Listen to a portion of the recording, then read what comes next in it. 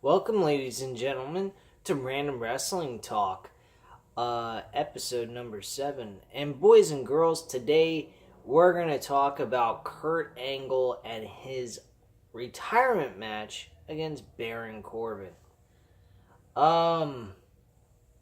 Many of us that have brains, that is, find this to be quite disgusting. My reason I find it disgusting that Kurt Angle's opponent is Baron Corbin, and with this being 10 days away from WrestleMania 35, you could have thought of many other opponents for Kurt Angle to go up against, such as opponents like Dean Ambrose, Drew McIntyre, but they've already faced each other one-on-one in a match. I think that would have been great for Drew McIntyre to get a big, huge victory over Kurt Angle at a WrestleMania match and beat the living shit out of Kurt Angle, permanently put him out of commission with the WWE television. So it would have made a lot of sense. It would have definitely given Drew McIntyre a huge pop. Well, not a huge pop, but a very huge heated attention on him directly. And people would have actually had a reason to boo him. Now, granted, he is booable right now, but with a victory over fucking Kurt Angle, beating him the way he has done with Dolph Ziggler and John Cena, why, they would have gotten away with some really good hostility on Drew McIntyre, and it would be able to boost him up into a main event match eventually later on this year. Now, granted, him facing Roman Reigns at WrestleMania is not a bad choice, but what are they going to do, Drew McIntyre? Are they going to make him be a lay-down mat for Roman Reigns so he could get a victory and revenge over Drew McIntyre, or are they going to go with the idea to get Drew McIntyre looking like a badass? Because I truly believe that they could get away with a victory with Drew McIntyre over Roman Reigns. Here's how. Beat the shit out of Roman Reigns, put him out of commission for a few months, and eventually make Drew McIntyre move up the ranks to bigger and better names, and eventually win the WWE Universal Championship. Later on next year at WrestleMania 36, which will be here in Tampa, Florida, which I won't be here. I'll be in fucking Las Vegas, Nevada, which really fucking sucks. Thanks, WWE, for being assholes, but granted, the way the company is at this point, I don't think I'm missing much anyway. I always got AEW who could always throw a fucking bone my way with an event out in Las Vegas, Nevada anyway. So, bottom line, Drew McIntyre, I feel, would be the best opponent for Kurt Angle, at least for future building blocks for Drew McIntyre in the main event scene and as a future world champion in the year of 2019. Dean Ambrose would be another good opponent for Kurt Angle because, one, Kurt Angle's retiring, Dean Ambrose has got nothing to do, and he's on his last couple of weeks of his contract. Why not throw the guy a bone, give him a good match to go off into the sunset somewhere else, wherever he's going to go, and do that. If he's going to leave the company, make Kurt Angle win. Have Dean Ambrose lose in a very good matchup. What's wrong with that? At least it's a big star name going up against another big star name. I mean, I understand Kurt Angle is at the end of his pitiful rope. His wrestling ability is not the way it used to be. He's old, he's broken down, yes. But when you see him in the ring, it still makes you think of the good old days when wrestling was still good. And he can still somewhat go, but he is not as good as what he used to be. You can see the way his knees, he does not straighten his legs out the way they used to. He's always got them bent. They're never straight. He's very banged up and beaten down from what he has done in his career, and by all means, he deserves a better opponent than Baron Corbin. Baron Corbin, I feel, is going to be a squash match for Kurt Angle. I think that is what they're going to go with, and Baron Corbin's going to get nothing out of it anyway, so why go with that But I guess the reason why they probably do is so that they can get this match over with, have Kurt Angle come out of this match with minimal damage done to him in any way, shape, or form of injury, and have him walk away in a 5-minute match and win the match anyway in a submission. I don't see this match going past 5 minutes. I think Kurt Angle will make Baron Corbin tap out in less than 5 minutes. I don't think Baron Corbin will last 5 minutes with Kurt Angle.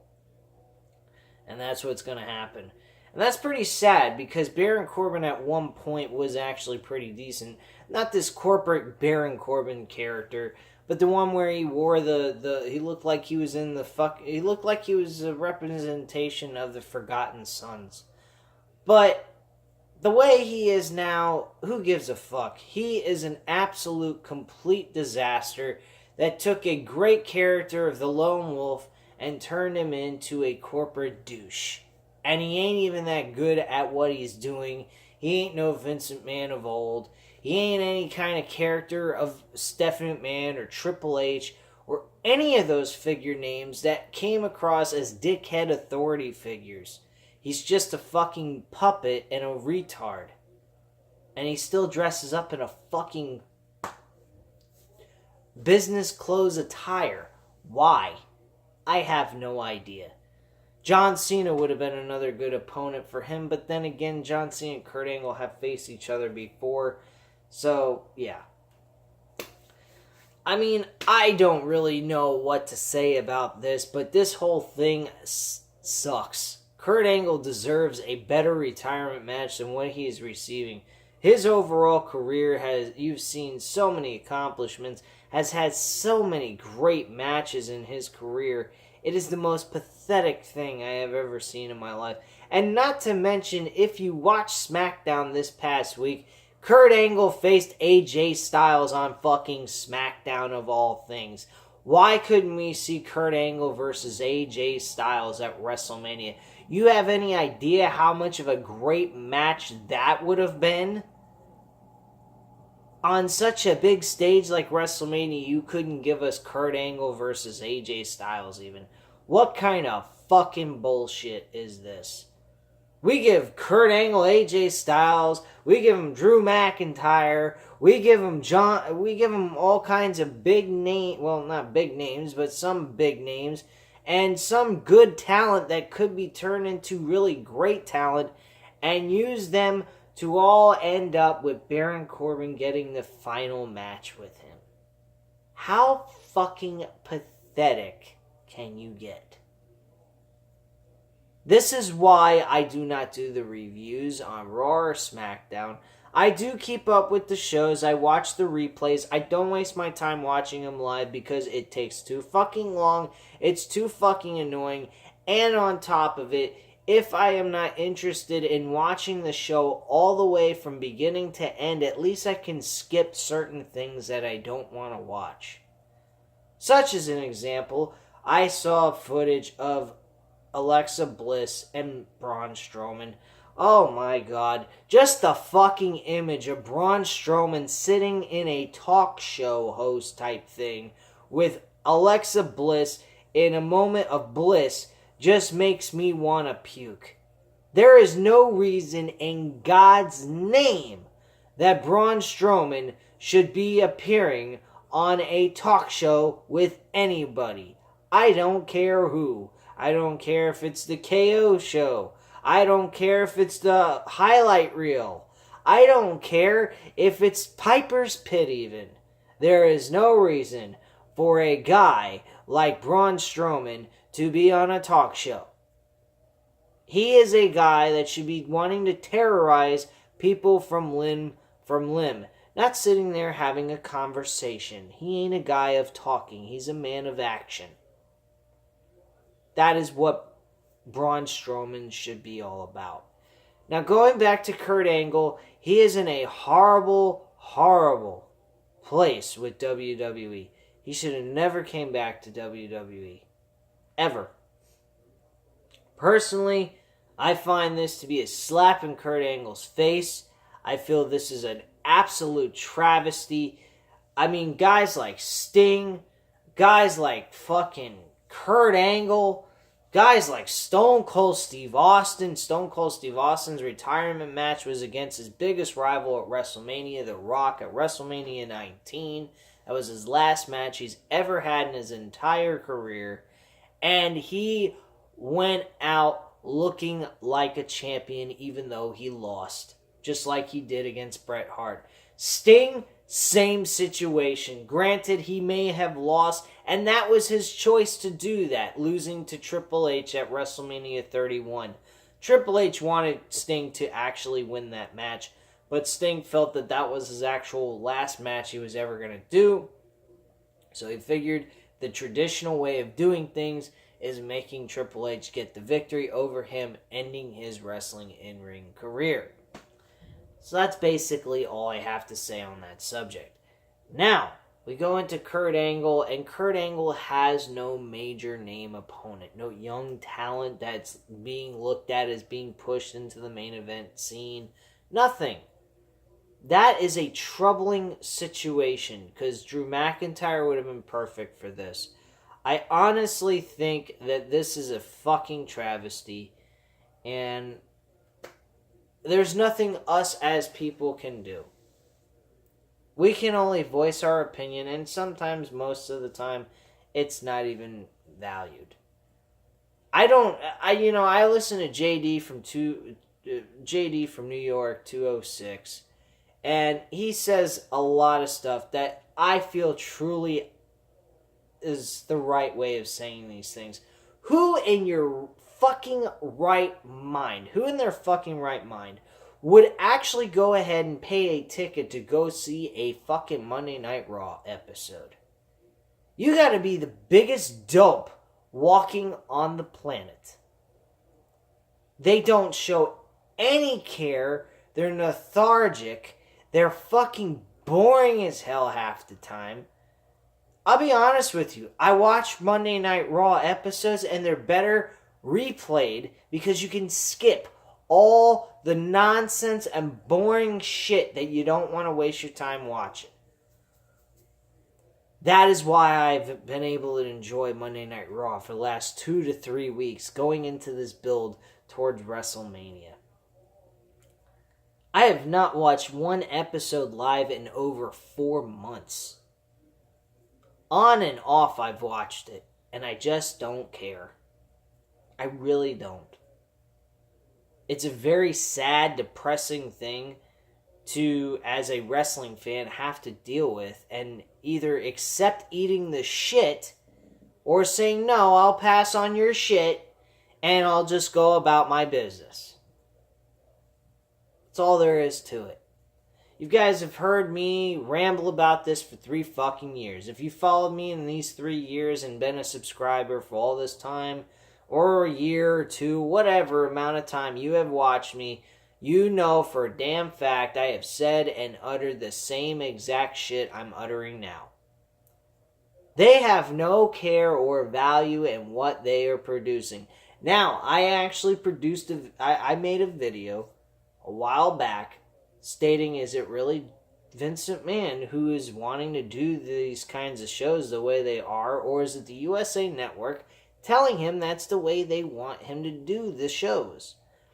Now, granted, if you pay close attention to research and look up information about Fox Sports and what they are demanding by Vince McMahon to provide for their television show for SmackDown, to keep them on board with their channel and provide them the money that they said they were going to provide in their contract, he has to make it TV-14. He has to make it more sports authentic. He also has to have it only 2 announcers instead of 3.